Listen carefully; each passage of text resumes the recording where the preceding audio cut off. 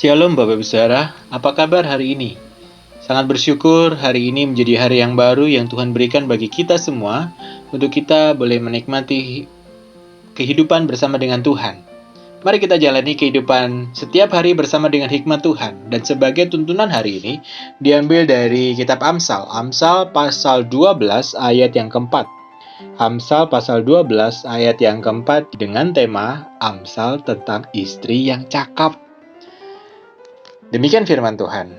Istri yang cakap adalah mahkota suaminya, tetapi yang membuat malu adalah seperti penyakit yang membusukkan tulang suaminya. Bapak Saudara yang terkasih, istri yang cakap itu dikatakan mahkota suami. Istilah mahkota itu bukan berarti memiliki hak memerintah, tetapi seperti seorang raja yang bermahkota, berlian, bermahkotakan jamrud dan juga macam-macam yang berkilau-kilau, itu mengacu pada kemuliaan.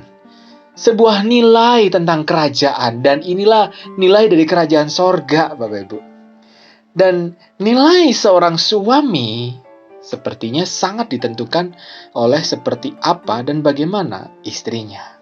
Itulah sebabnya penulis Amsal mengatakan, kemolekan adalah bohong dan kecantikan adalah sia-sia. Tetapi istri yang takut akan Tuhan dipuji-puji. Wah, ini menarik sekali Bapak Saudara. Kenapa? Karena istri yang takut akan Tuhan akan mematuhi tugas yang diberikan Tuhan kepadanya. Istri yang cakap.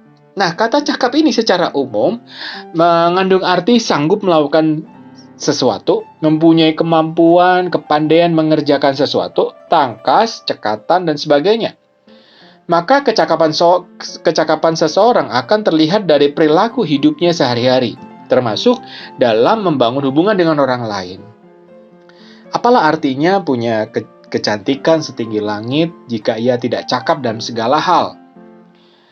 Para wanita yang cakap pasti akan tercermin dari attitude-nya, dan ini berbicara tentang karakter dan moral yang baik, seperti yang dimiliki oleh Ruth.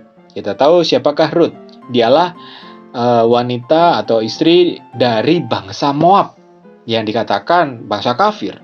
Namun dia memiliki kualitas hidup yang mampu menjadi kesaksian bagi banyak orang. Sehingga masyarakat Bethlehem kala itu mengakui dan mengenal Ruth sebagai seorang wanita yang baik. Dikatakan, sebab setiap orang dalam kota kami tahu bahwa engkau seorang perempuan baik-baik. Rut 3 ayat 11. Nah, dari sini Bapak Saudara kita bisa memahami bahwa wanita yang cakap adalah wanita yang baik.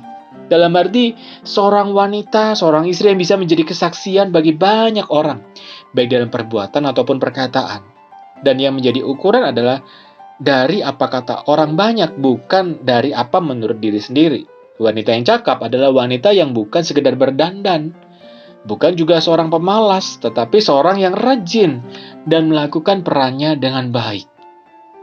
Di bagian yang lain, Bapak Ibu Saudara, Amsal 31 ayat 10 dikatakan, istri yang cakap, siapakah yang mendapatkannya? Ia lebih berharga daripada permata. Bapak Ibu Saudara, ketika bapak-bapak mendapatkan istri yang cakap, waduh, bersukacitalah Anda gitu ya, karena Anda mendapatkan yang lebih bernilai dari permata. Waduh, permata berapa mahalnya, tapi ketika dia mendapatkan yang lebih bernilai dari permata, wah, itu luar biasa. Namun sebaliknya, jika ada istri yang otoriter, mau menang sendiri, mengekang, itu sepertinya sedang menggambarkan masih kurangnya pemahaman tentang garis tugas yang mereka emban dari Tuhan. Seorang istri, jangan lupa, adalah seorang penolong yang sepadan.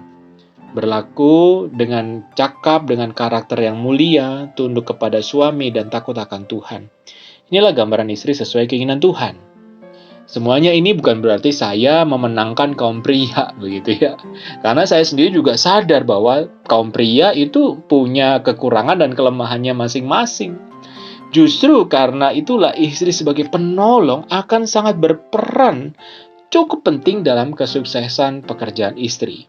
Dan istri pula yang mampu memahkotai suaminya. Apabila para istri ini menjalankan fungsinya sesuai dengan apa yang Tuhan kehendaki. Kesuksesan, karir, pekerjaan, pelayanan, dan peran suami sesungguhnya banyak tergantung dari seperti apa dukungan istri mereka. Maka dari itu milikilah hubungan yang harmonis, yang saling mendukung dengan komunikasi yang sehat, seiring sejalan di antara keduanya. Oleh karena begitu pentingnya peran dan fungsi istri, maka kita sebagai seorang suami ya bapak-bapak, harus mengasihi istri dengan baik. Jangan sia-siakan istrimu. Ketika dikasihi, maka istri akan menjadi kekuatan yang akan memberi kebahagiaan bagi suami dan bagi keluarga. Mari kita berdoa. Terima kasih ya Tuhan untuk firman-Mu yang meneguhkan kami sebagai seorang suami, sebagai seorang pria yang hendak mencari istri. Ajar kami juga mendapati istri yang cakap di dalam kehidupan rumah tangga. Tuhan yang pimpin kami sebagai seorang suami untuk boleh menjadi suami yang baik, mengasihi istri seperti Tuhan mengasihi kami. Terima kasih ya Tuhan untuk firman-Mu. Tuhan yang terus tetap memimpin kami semua sebagai seorang keluarga, meskipun di masa-masa pandemik, Tuhanlah yang menopang dan menolong. Kami tak lupa menyerahkan untuk bangsa negara kami, di tengah proses pemulihan, Tuhanlah yang memberkati suster, dokter, bahkan kebijakan pemerintah, Tuhanlah yang memberikan hikmat bagi pemerintah kami, agar dapat memutuskan yang terbaik bagi kepentingan orang banyak. Terima kasih ya Tuhan untuk hari ini, terima kasih hikmat-Mu dalam renungan pada pagi hari ini. Terpujilah nama Tuhan. Ini syukur doa kami. Dalam nama Tuhan kami, Yesus Kristus, kami berdoa dan menaikkan syukur. Amin. Bapak Saudara, mari kita jalani hari ini dengan penuh syukur. Mari kita jalani hari ini penuh dengan sukacita bersama istri kita. Secara khusus hari ini kita beribadah. Gitu ya, mari kita bersama-sama dengan keluarga kita beribadah pada Tuhan. Dan biar dengan ini semua nama Tuhan dimuliakan. Jangan lupa tetap makan buah dan sayur dan berjemur. Selamat beraktivitas, Tuhan Yesus memberkati. Amin.